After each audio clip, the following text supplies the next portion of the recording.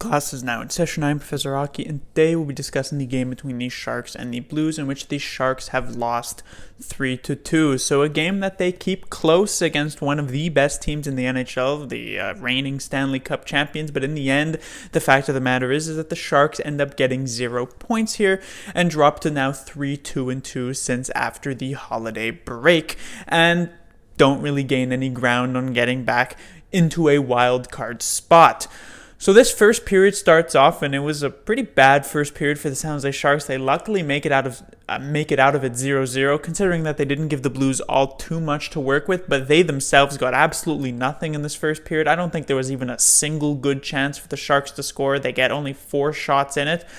But it does begin to turn around near the start of the second period. The Sharks get a couple of very great chances. However, they are both saved by Jordan Binnington before the Blues score a couple of pretty quick goals from Bozak and Barbashev, and it's 2-0 St. Louis. We then get Timo Meier come third period actually score on the Sharks' only power play of the game for themselves. And once, however, it's 2-1, it goes to 3-1 with David Perron. It almost goes to 4-1 as Jordan Kyrou appears to score here against the Sharks, but it's pretty clearly offside off of the review. This is the reason why the offside review really exists, not for those extremely marginal cases of, oh, his skate blade is 1 millimeter off the ice, so he's clearly offside, or those times where 40 seconds ago that player was offside, so this goal doesn't count. This was a quick entry by the Blues. They score within 3 seconds. Kyrou is pretty clearly offside on the review, so a good challenge by the Sharks to keep this close. And then Goodrow takes a late undisciplined penalty actually against Kyrou, but on that penalty, the Sharks actually get a goal. It's Erik Karlsson shorthanded. He brings it to within 1, but the Sharks don't have that same skill as, let's say, the Washington Capitals showed off on Sunday, and they end up losing it anyhow. So the first thing to talk about would be Aaron Dell, as he gets back between the pipes here tonight, and it seemed as though Aaron Dell might be winning the net here in San Jose. Martin Jones and Dell both had been quite solid since after the holiday break. It seemed maybe Booner was maybe slightly favoring Aaron Dell, but it was pretty even down the middle. However, after that game by Martin Jones against the Capitals and a pretty okay game by Dell here tonight, it wasn't great. I don't think he had much of a chance on the Barbashev goal. I don't think he had any chance on the Perron one after it deflects off the hand of Stefan Nason.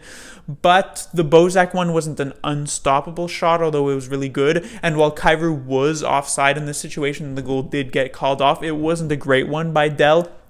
However, I do still think Dell might be getting the slight edge in this area, and so I would not be surprised to see Dell get the next start as well on Thursday. Now, is this a long-term situation? Is this a long-term solution for the Sharks? I'm not entirely sure.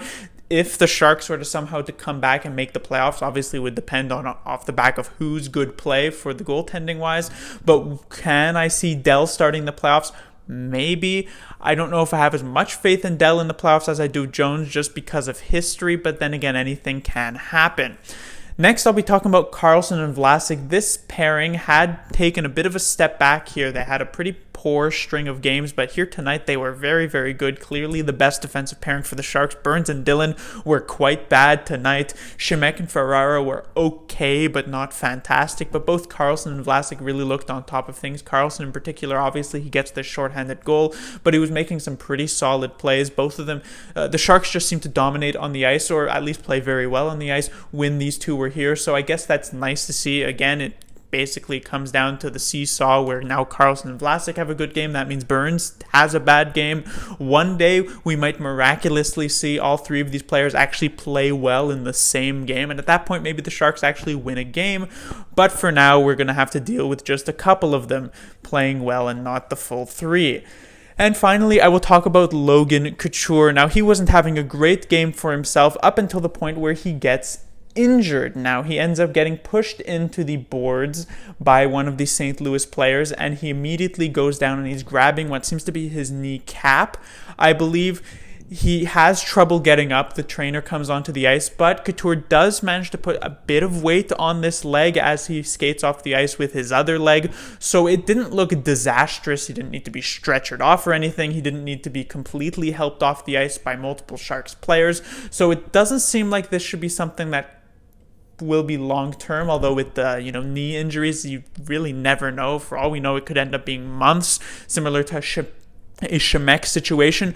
But from what I saw, although I'm not a doctor, it doesn't seem like it should be super long term. But even if this is just for a couple of weeks, the San Jose Sharks could be in a really bad position. Logan Couture has potentially been their most consistent forward this season, and the Sharks are already quite thin offensively. And they have four really top six guys, Meyer, Kane, Hertl, and Couture, and losing one of them, especially at this junction of the season, is pretty disastrous for the Sharks. We'll see if some of these other players can step up in Couture's absence, but it could be tough if Couture is out, even not that long term, but just a few weeks. But that will do it for this review. The Sharks will be back in action on Thursday, where they will face off against the Columbus Blue Jackets for the second and final time this season. It has been quite a while since the Sharks have faced off against the Blue Jackets, I believe about 3 days ago, and the Sharks actually managed to win that game with Aaron Dell in nets, which is why I wouldn't be surprised to see him get the start again. It ended up being a bit close near the end there, but they got that great insurance goal in the last 3 minutes of the third period to eventually end up winning that game. And so their last win this season was against the Blue Jackets after these couple of losses to the Capitals and the Blues, and they'll hope to turn it back around with another win against that team. Class dismissed.